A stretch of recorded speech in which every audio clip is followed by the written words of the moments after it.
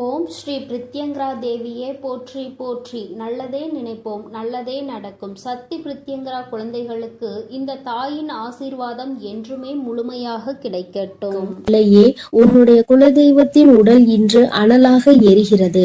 அதற்கு என்ன காரணமாக இருக்க முடியும்? என் தங்கமே, உன்னுடைய வாழ்க்கையில் உனக்கு ஏதேனும் தீங்கு நேர்ந்திருந்தால் மட்டும்தான் உன்னுடைய தாயானவளின் உடல் அனலாக எரியும். அப்படிதான் இன்றும் இந்த தாயானவளின் உடல் அனலாக எரிந்து கொண்டிருக்கிறது. உன்னுடைய வாழ்க்கையில் உனக்கு மிகப்பெரிய ஒரு விஷயத்தை ஒருவர் செய்து விட்டார்.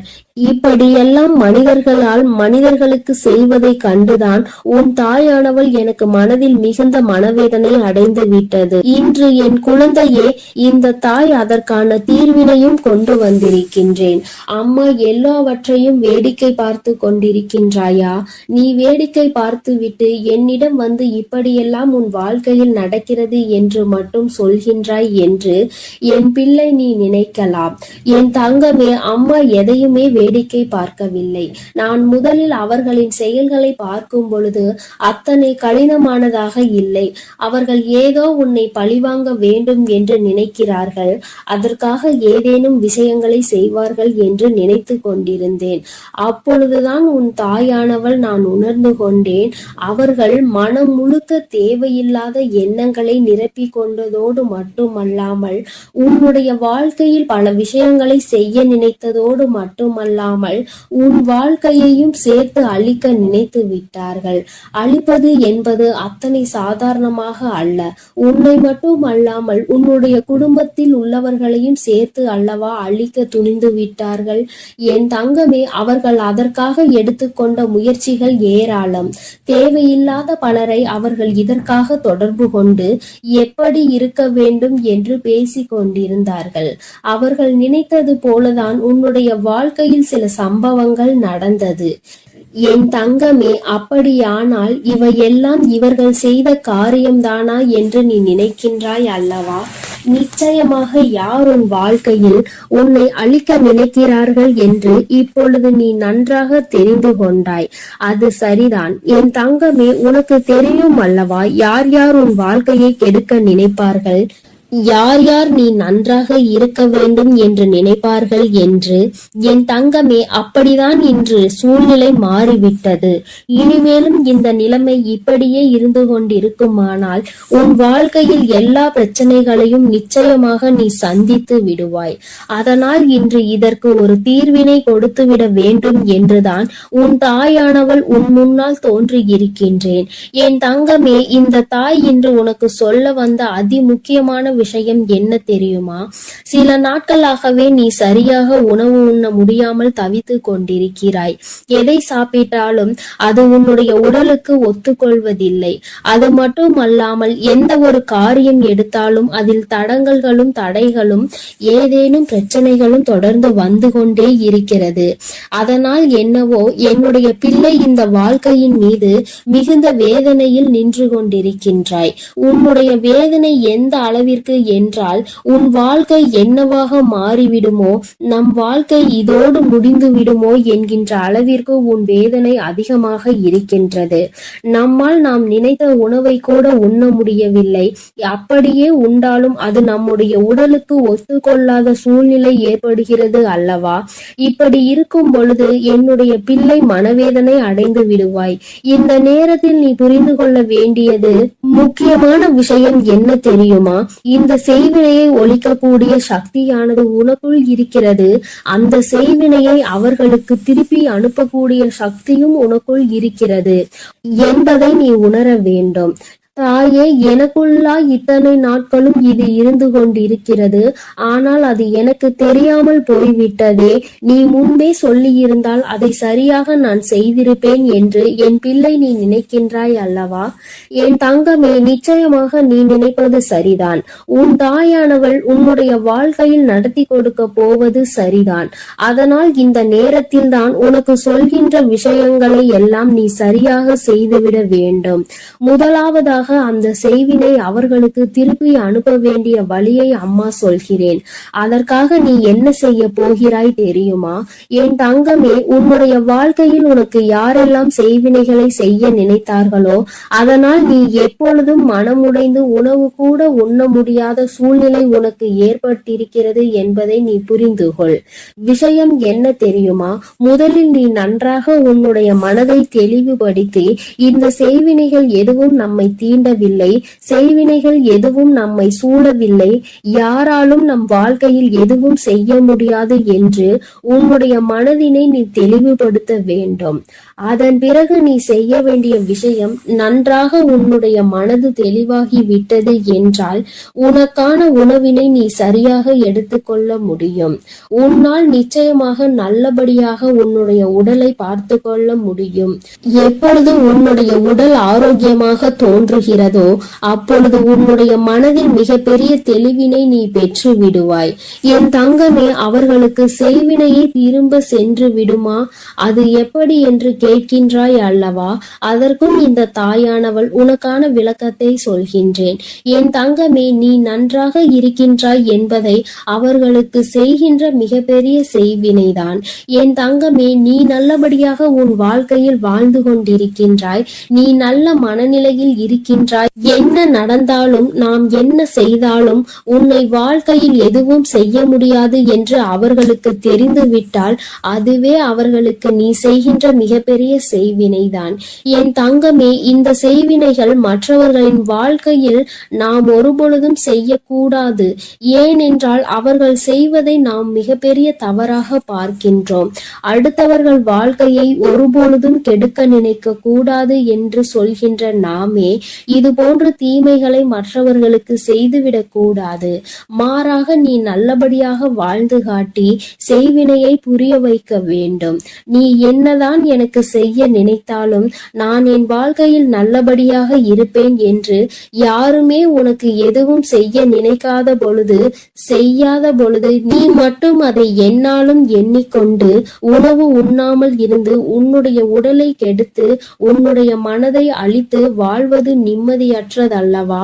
என் தங்கமே, இங்கே நிறைய பேர் இப்படிதான் வாழ்ந்து கொண்டிருக்கிறார்கள். நமக்கு ஏதேனும் செய்திருப்பார்களோ என்று நினைத்து நினைத்து அவர்கள் தங்களினுடைய வாழ்நாளில் பாதி நாளை தொலைத்து விடுகின்றார்கள். அவர்கள் நினைப்பது போல வாழ்க்கை இல்லை என்பதை இன்னமுமே அவர்கள் புரிந்து கொள்ளவில்லை. என் தங்கமே, என்றுமே உன்னுடைய வாழ்க்கையில் யாரும் எந்த செய்வினைகளையும் செய்துவிட முடியாது. அதற்கு மாறாக என் குழந்தை, நீ உன்னுடைய எண்ணங்களால் இல்லாத செய்வினையை இருப்பதாக மாற்றி விடாதே. இந்த விஷயத்தில் நீ தெளிவாக உனக்கு காவலாக நிற்பது உன் தாயானவள் நான் என்பதை நீ மறந்து விடாதே. உன்னுடைய இல்லத்தில் நான் இருக்கும் பொழுது என்னை மீறி எதுவும் நடந்து விடாது என்பதை நீ தெளிவாக புரிந்து கொண்டாலே போதும். எந்த கஷ்டங்களும் உன்னை நெருங்காது. இனி ஏனோ உன்னுடைய வாழ்க்கையில் இருக்கின்ற பிரச்சனைகள் எல்லாம் நீ உனக்கு நல்லது நடக்க போகிறது என்பதை மனதார நம்பிவிட்டாலே போதும்.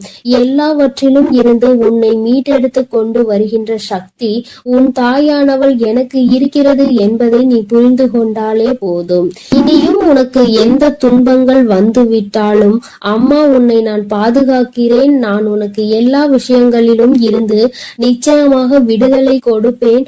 அம்மாவினுடைய உடல் அனலாக எரியும் பொழுது நீ நினைத்தாய் அல்லவா, நம் தாயானவள் எதற்காக இத்தனை கஷ்டங்களை அடைந்தாள் என்று இன்று உனக்கு புரிந்திருக்கும். அம்மா எதற்காக இத்தனை வேதனையை உற்றாள் என்று. நிச்சயமாக இனி உனக்கென்று எந்த கஷ்டங்களும் ஒரு நாளும் இல்லை என்பதை உணர்ந்து கொண்டு உனக்கு பாதுகாவலாக நிற்கின்ற இந்த தாயினை மனதிற்குள் எண்ணிக்கொண்டு சந்தோஷமாக நீ இருக்க வேண்டும். இனி எல்லாமே உனக்கு நல்ல நேரம்தான். என் அன்பு குழந்தையே, இந்த தாயானவளினுடைய ஆசீர்வாதங்கள் உனக்கு எப்பொழுதும் முழுமையாக இருந்து கொண்டே இருக்கும். அதனால் நீ எதற்காகவும் கலங்காதே, எதை நினைத்தும் வருந்தாதே. நான் எந்த சூழ்நிலையிலும் உன்னை கைவிட்டு விட மாட்டேன் என்பதை நீ முழுமையாக நம்பினால் போதும். என் அன்பு பிள்ளையே, இன்று உன் தாயானவள் உன் குலதெய்வ வாக்கினை அல்லவா உனக்கு கொண்டு வந்திருக்கின்றேன். நீண்ட நாட்களுக்கு பிறகு உன்னுடைய குலதெய்வத்திடம் இருந்து உனக்கான நல்ல செய்தி ஒன்று வந்திருக்கிறது. என் தங்கமே, இந்த நல்ல நாளில் உன் குலதெய்வம் உனக்கு நல்ல வாக்கு தர வேண்டும் என்று நினைக்கிறார்கள். அதற்கு அவர்கள் தேர்ந்தெடுத்திருப்பது உன் தாயானவள் என்னைத்தான். என் தங்கமே, அவர்கள் உன்னிடத்தில் பேச வேண்டும் என்று நினைத்த விஷயம் உன்னுடைய வாழ்க்கை சம்பந்தமானதுதான், வேறெதுவும் கிடையாது. என் பிள்ளையே, நீ உன் வாழ்க்கையில் நடக்கின்ற ஒவ்வொரு நிகழ்வுகளையும் இந்த தாயானவள் நான் வந்து பார்ப்பதற்கு முன்பாக அவர்கள் பார்க்க தொடங்கி விடுகிறார்கள் அல்லவா? அவர்கள்தானே முதன்மையானவர்கள். நீ என்ன நிகழ்வுகளை இல்லத்தில் நடத்தினாலும், உன் வாழ்க்கையில் என்ன நடந்தாலும் அது யாருக்கு தெரிகின்றதோ இல்லையோ, உன்னுடைய குலதெய்வத்திற்கு சர்வ நிச்சயமாக தெரியும் என்பதில் எந்த ஒரு மாற்று கருத்தும் கிடையாது. இந்த தாயானவள் நானே உன் குலதெய்வத்திற்கு பின்னால் தான் உன்னை காண வர முடியும் என்பதை நீ புரிந்து கொள்ள வேண்டும். உனக்கு என்ன கஷ்டம் வந்தாலும், உனக்கு என்ன பிரச்சனைகள் வந்தாலும், உன்னை தேடி முதலில் வருவது உன்னுடைய குலதெய்வம் என்பதில் எந்த ஒரு மாற்று கருத்தும் கிடையாது. என் தங்கமே, உன்னுடைய குலதெய்வம் உன் கஷ்டங்களை எல்லாம் முன்னின்று காண்கின்றார்கள். அவர்கள் தருகின்ற வாக்கினை ஒருபொழுதும் நீ தவறவிட்டு விடக்கூடாது. ஏனென்றால் என் பிள்ளையே, உன்னுடைய வாழ்க்கையில் நடக்க இருக்கின்ற எல்லா விஷயங்களையும் தெரிந்து வைத்திருப்பவர்கள் அவர்கள்தான். நிச்சயமாக உனக்கு அதற்கான நல்ல தீர்வினையும் கொண்டு வந்து சேர்ப்பார்கள் என்பதில் எந்த ஒரு சந்தேகமும் வேண்டாம். உன்னுடைய பிரச்சனைகளுக்கெல்லாம் முதலில் தீர்வு அவர்களிடம்தான் அதிகமாக இருக்கும்.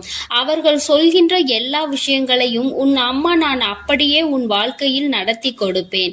நான் தனித்து நின்று எதையும் உன் வாழ்க்கையில் செய்வது கிடையாது. உன் குலதெய்வத்திடம் இருந்து கருத்து கேட்டுதான் உன் வாழ்க்கையில் என்ன நடத்த வேண்டும் என்ற முடிவுகளை நான் எடுக்க முடியும். இது நாள் வரையிலும் உன் வாழ்க்கையில் நீ எத்தனையோ வேதனைகளை அனுபவித்திருப்பாய், எத்தனையோ கஷ்டங்களை கண்டிருக்கின்றாய், எத்தனையோ சோதனைகளையும் நீ கண்டிருக்கின்றாய். பல சோதனைகளை கண்டு இந்த வாழ்க்கையில் நீ வெற்றி பெறக்கூடிய சூழ்நிலையை இப்பொழுதுதான் உணரத் தொடங்கி இருக்கின்றாய். அதனால்தான் இன்று உன்னுடைய குலதெய்வத்தின் வாக்கினை நான் கொண்டு வந்திருக்கின்றேன். என் அன்பு பிள்ளையே, இந்த நல்ல நாளில் குலதெய்வத்தின் வாக்கு கிடைப்பது என்பது அத்தனை சாதாரண விஷயம் கிடையாது என் தங்கமே. அதனால் உனக்கு கிடைக்கும் பொழுது அதனை நீ சரியாக உன் வாழ்க்கையில் பயன்படுத்திக் கொள் என்றுதான் அம்மா சொல்கின்றேன். என்றென்றைக்கும் உனக்கு நல்ல ஆசீர்வாதங்களை வழங்கி கொண்டு இருக்கின்றார்கள். அவர்களை நீயே வேண்டாம் என்று தள்ளி நிற்க சொன்னாலும் அவர்கள் உன்னை விட்டு ஒரு அடி கூட விலகி நிற்பது இல்லை என்பதை நீ புரிந்து கொள்ள வேண்டும். என் தங்கமே, எல்லாவற்றிற்கும் முதன்மையாக இருக்கக்கூடிய உன் குலதெய்வம் இன்று உனக்கு தர வந்திருக்கின்ற இந்த வாக்கானது உன்னுடைய வாழ்க்கையில் அதிசக்தி வாய்ந்த வாக்காக இருக்கும். என் குழந்தையால் மறக்க முடியாத நல்ல வாக்காக இருக்கும். என் தங்கமே, நான் எப்பொழுதும் உன்னை தேடி வந்து உன்னோடு பேசிக் கொண்டிருப்பதை உன் குலதெய்வம் கண்டதினால்தான் என் மூலமாக உன்னிடத்தில் பேசுகிறார்கள். அதற்கும் என் பிள்ளைக்கு சந்தேகம் வரும் அல்லவா? குலதெய்வம் என்னிடத்தில் பேச வேண்டியதுதானே, எதற்காக உன் மூலமாக என்னிடத்தில் பேசுகிறார்கள் என்ற சந்தேகம் உனக்கு வரத்தானே செய்யும். என் தங்கமே, உன்னுடைய சந்தேகத்திற்கான பதிலை நான் இப்பொழுதே உன்னிடம் சொல்லிவிடுகின்றேன்.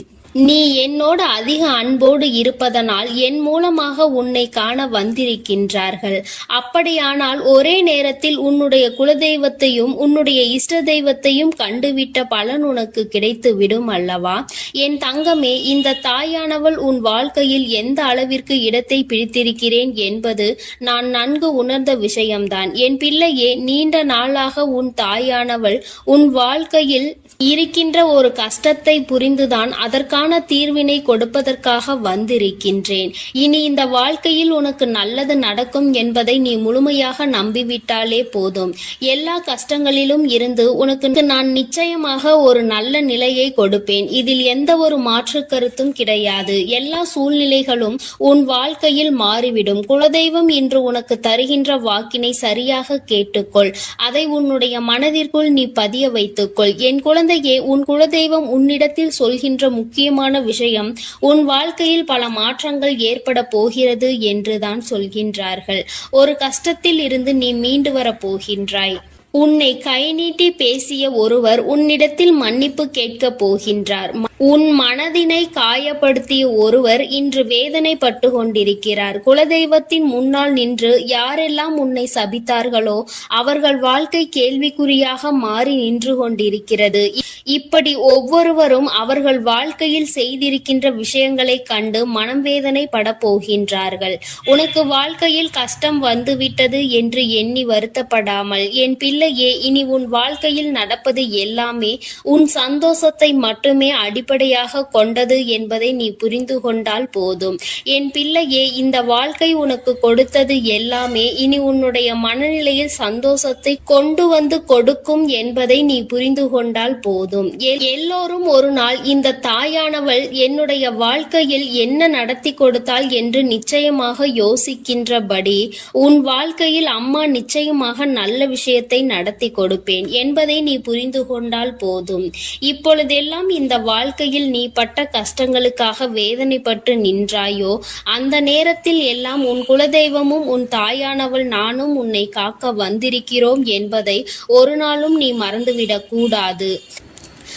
ஒரு விஷயம் தவறு என்று தெரிந்துவிட்டால் அதை ஒரு நாளும் என் பிள்ளை நீ செய்ய துணியாதே. அதே நேரத்தில் ஒரு விஷயத்தை செய்யும் பொழுது அது உனக்கு சரி என்று தோன்றிவிட்டது என்றால் யார் சொன்னாலும் அதன் பிறகு அதை நீ நிறுத்தி விடாதே.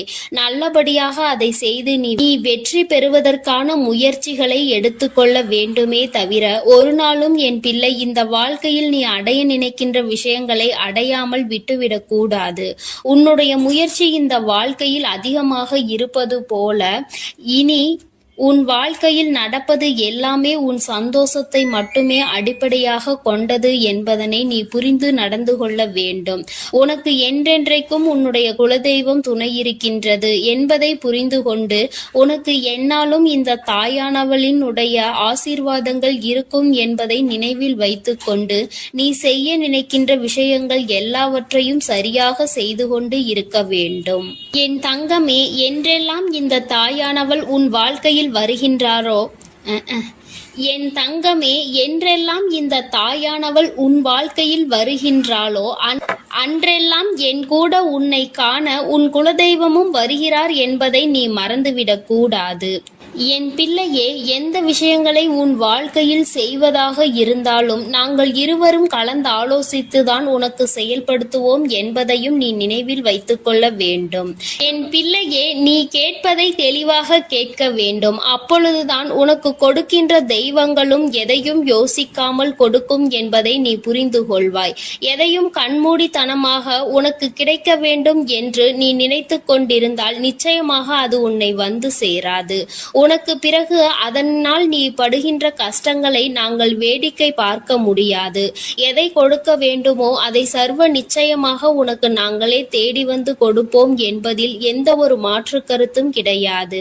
என் தங்கமே, இந்த வாழ்க்கையில் உனக்கு நடந்துவிட்ட எல்லா விஷயங்களிலும் இருந்து நீ நல்லபடியாக மீண்டு வர போகின்றாய். அவர் உன் வாழ்க்கையில் உனக்கு கஷ்டங்களை கொடுக்கிறார் என்று நீ நினைத்து விடாதே. அவர்கள் நிச்சயமாக உன்னை நினைத்து வருத்தப்பட தான் செய்கின்றார்கள். உனக்கு நல்ல நேரம் ஆரம்பித்து விட்டது என்பதை தான் உன் குலதெய்வம் இன்று நான் உன்னிடத்தில் சொல்ல வந்தேன். இனி எந்த சூழ்நிலையிலும் நீ கவலைப்படாமல் இரு. நான் உன் வாழ்க்கையை உயர்நிலைக்கு கொண்டு செல்ல போகின்றேன்.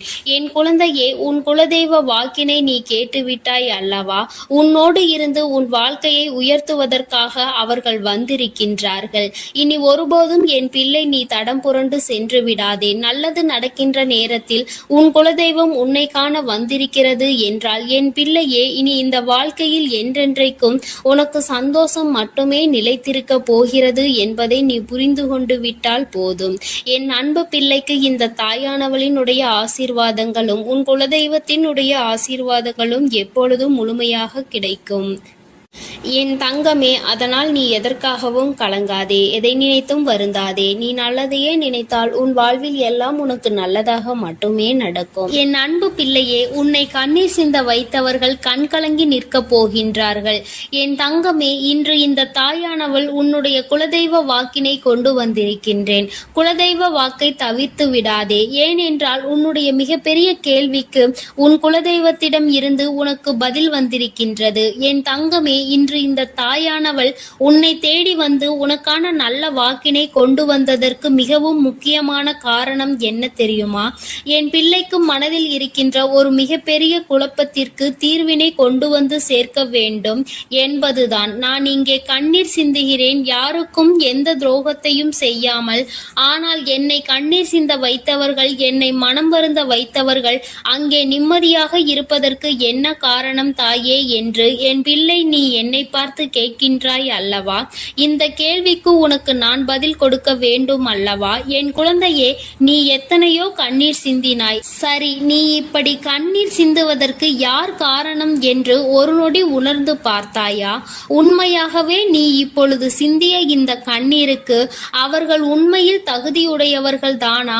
அவர்கள் பேச்சுக்கு நீ மதிப்பு கொடுத்தது நியாயம்தானா என்பதை முதலில் நீ தெளிவாக புரிந்து கொண்டிருந்தால் உனக்கே பாதி பதில் அப்பொழுதே கிடைத்திருக்கும். சரி, அவர்கள் சொல்வதை சொல்லிவிட்டார்கள், நீயும் அழுவதை அழுது விட்டாய். இப்பொழுது உன் குலதெய்வம் இதற்கு பதில் சொல்ல வந்ததற்கு காரணம் என்ன தெரியுமா?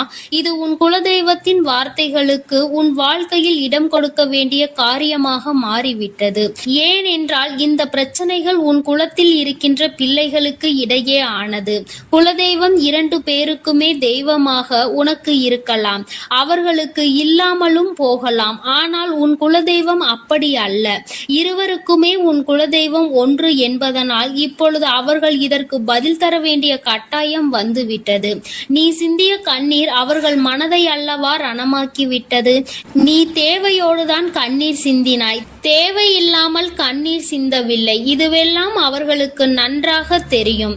என் குழந்தையே, நீ தவறுகள் செய்திருந்தாலும் சரி, தவறுகள் செய்யாவிட்டாலும் சரி, அதற்கு என்ன விஷயங்கள் என்ன காரணங்களாக உன் வாழ்க்கையில் வந்தாலும் அதை நீ சரியான கோணத்தில் எதிர்கொண்டு இருக்க வேண்டுமே தவிர ஒருபொழுதும் அழுது உன்னுடைய நிலையில் இருந்து நீ இறங்கி வந்திருக்க கூடாது.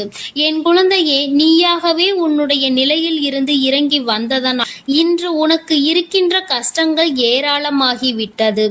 நீ இந்த நிலையில் இருக்க வேண்டும் என்று எண்ணி அவர்கள் இந்த காரியங்களை செய்தார்கள். இப்பொழுது சந்தோஷமாக அவர்கள் இருக்கின்றார்கள். அவர்களுக்கு சந்தோஷத்தை கொடுத்துவிட்டு நீ இங்கே வேதனைப்பட்டு கொண்டிருக்கிறாய் என்றுதான் உன்னுடைய குலதெய்வம் சொல்கின்றார்கள். அது மட்டும் அல்லாமல் நீ இன்னமும் சில செயல்களை வேண்டாதவைகளாக செய்து கொண்டிருக்கிறாய் என்று அவர்கள் மனம் வருத்தப்படுகின்றார்கள். யாருக்கு என்ன பிரச்சனை என்றாலும் அதை இழுத்து உன் தலையில் போட்டுக்கொள்வதே மிகப்பெரிய வேதனைக்குரிய செயலாகும்.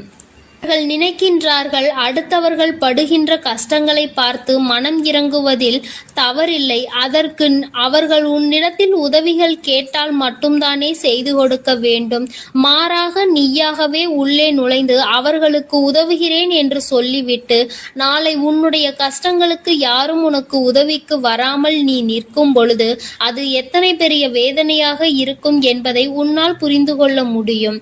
அதற்காக கைமாறு கருதாமல் உதவி செய்ய வேண்டும் என்று சொல்லி இருக்கின்ற பொழுது நீ உதவிகளை செய்யக்கூடாது என்று சொல்கின்றேனே என்று என் பிள்ளை நீ நினைக்கலாம். என் தங்கமே, வாழ்க்கையில் இப்பொழுதெல்லாம் பல மாற்றங்கள் வந்துவிட்டது. முன்பு போல இப்பொழுது இருக்கின்றவர்கள் எல்லாம் இல்லை. ஒரு உதவியை செய், அதற்கு கைமாறு எதிர்பார்ப்பது மட்டும் அல்லாமல் அந்த உதவிகளை செய்தவர்களுக்கே குழி தோண்ட நினைப்பதுதானே இப்பொழுது இருக்கின்ற மனிதர்களின் மனநிலையாக இருந்து கொண்டிருக்கிறது.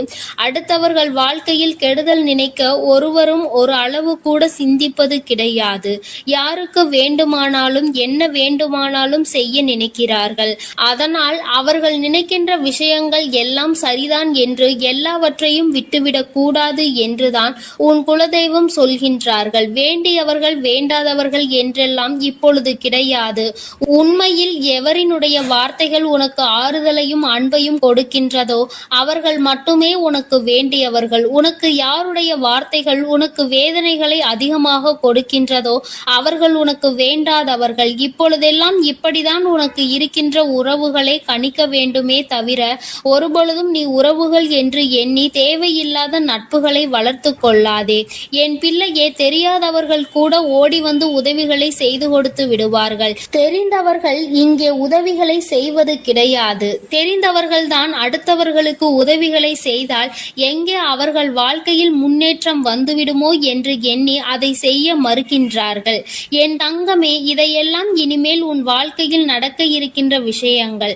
அதனை உனக்கு புரிய வைக்க வேண்டும். அதன் பிறகாவது என் பிள்ளை இந்த வாழ்க்கையில் என்ன நடந்து கொண்டிருக்கிறது என்பதை புரிந்து கொண்டு அதற்கு ஏற்றது போல நீ வாழவும் தொடங்கி விடுவாய். இனியும் இந்த சூழ்நிலைகள் இப்படியே இருக்கும் என்றால் நீ உன்னுடைய மனநிலையில் மாற்றங்களை கொண்டு வர வேண்டும்.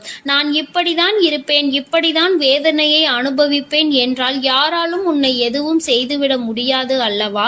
உன்னுடைய குலதெய்வம் அதை தான் சொல்லி அங்கே வேதனைப்பட்டு கொண்டிருக்கின்றார்கள்.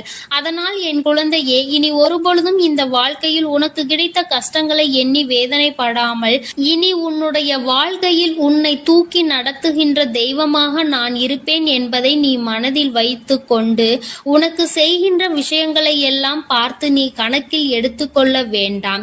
யாரை விட்டுவிட வேண்டும் என்பது உன்னுடைய கையில் தான் இருக்கிறது. எல்லாவற்றிற்கும் மேலாக இந்த வாழ்க்கை உனக்கு கொடுக்க நினைத்த சோதனைகளை எல்லாம் நீ கடந்து வந்து யார் உன்னை அள வைத்தார்களோ அவர்கள் முன்னிலையில் நீ வாழ்ந்து காட்ட வேண்டும்.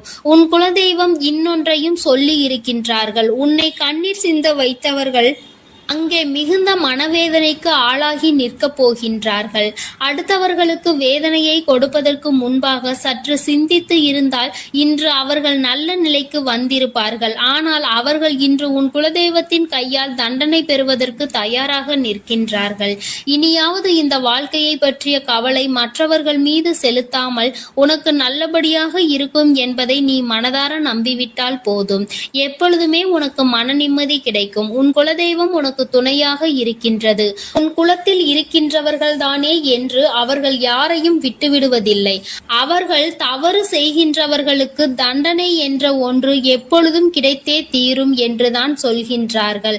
அந்த தண்டனையை அவர்கள் இந்த வாழ்க்கையில் அனுபவித்தே தீருவார்கள் என்பதிலும் எந்த மாற்று கருத்தும் கிடையாது. எதுவாக இருந்தாலும் இல்லையே, நீ மட்டும் மனதார எந்த துரோகத்தையும் செய்து விடாதே. இனி இந்த வாழ்க்கை உனக்கு நல்லதை கொடுக்க வேண்டும் என்றால் கெட்ட மனிதர்களிடம் இருந்து சற்று ஒதுங்கி இருக்க பழகிக்கொள். அவர்களை பற்றி தெளிவாக புரிந்து கொண்டு அவசரப்பட்டு நீ அழுது உன்னுடைய பலவீனத்தால் உன் சந்தோஷத்தை நீயே இழந்து விடாதே. என் அன்பு பிள்ளைக்கு இந்த தாயானவளினுடைய ஆசீர்வாதங்களும் உன் குலதெய்வத்தினுடைய ஆசீர்வாதங்களும் எப்பொழுதும் முழுமையாக கிடைக்கும். என் தங்கமே, அதனால் நீ எதற்காகவும் கலங்காதே, எதை நினைத்தும் வருந்தாதே. நீ நல்லதையே நினைத்தால் உன் வாழ்வில் எல்லாம் உனக்கு நல்லதாக மட்டுமே நடக்கும். என் அன்பு பிள்ளையே, இன்று உன்னுடைய குலதெய்வத்திடம் இருந்து ஒரு முக்கியமான செய்தியோடு வந்திருக்கிறேன். அவர் உன்னுடைய வாழ்க்கை சம்பந்தமான ஒரு செய்தியினை தான் கொண்டு வந்திருக்கிறார். என் தங்கமே, என் மூலமாக அதனை உனக்கு தெரிவிக்க வேண்டும் என்று அவர்கள் ஆசைப்படுகின்றார்கள்.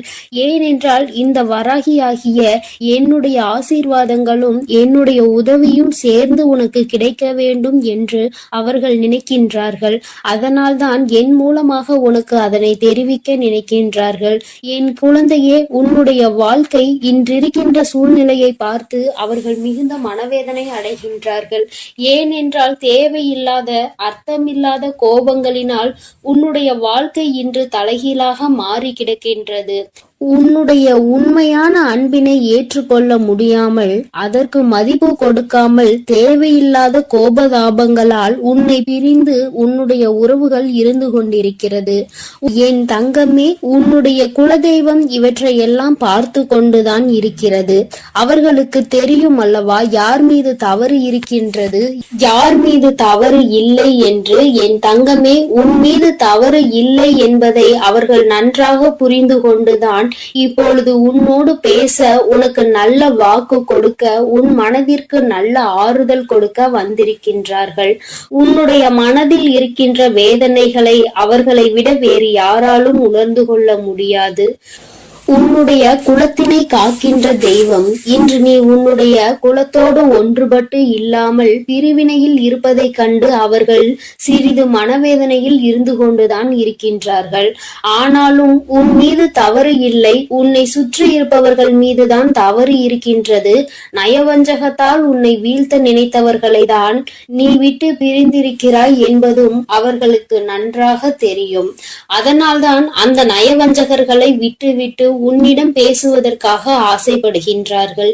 என் குழந்தையே, அவர்கள் சொன்னதை நான் உன்னிடம் சொல்கிறேன், கேள்.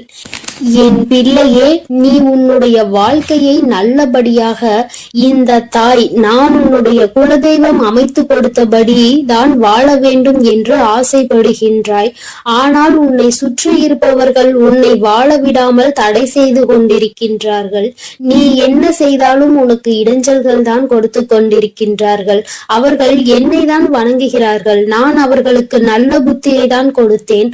ஆனால் அவர்கள் தீய வழியை தான் நாடி செல்கிறார்கள். நான் எத்தனையோ முறை அவர்களை நல்வழிப்படுத்துவதற்கு பல வாய்ப்புகளை ஏற்படுத்தி கொடுத்து பார்த்தேன். ஆனாலும் அந்த வாய்ப்புகளை அவர்கள் சரியாக பயன்படுத்தி கொள்ளவில்லை. நீ என்ன சொல்வது, நான் என்ன கேட்பது என்பது போல நடந்து கொண்டிருக்கின்றார்கள். என் தங்கமே, உன்னுடைய குலதெய்வம் எனக்கே அவர்கள் இத்தனை மரியாதை தான் வைத்திருக்கிறார்கள் என்றால் உன்னை அவர்கள் எந்த அளவிற்கு நடத்துவார்கள் என்று எனக்கு புரிந்து கொள்ள முடிகிறது. அவர்களினுடைய மனநிலை, அவர்களினுடைய போக்கு எதுவும் உன் தாயானவள் எனக்கு பிடிக்கவில்லை. நான் அவர்களுக்கு கொடுத்த வாய்ப்பினை அவர்கள் தவற விட்டு விட்டார்கள். இனிமேல் நான் உன் குலத்தை காக்கின்ற தெய்வமான அவர்களுக்கான தண்டனையை நான் கொடுக்க வேண்டியதாக இருக்கின்றது.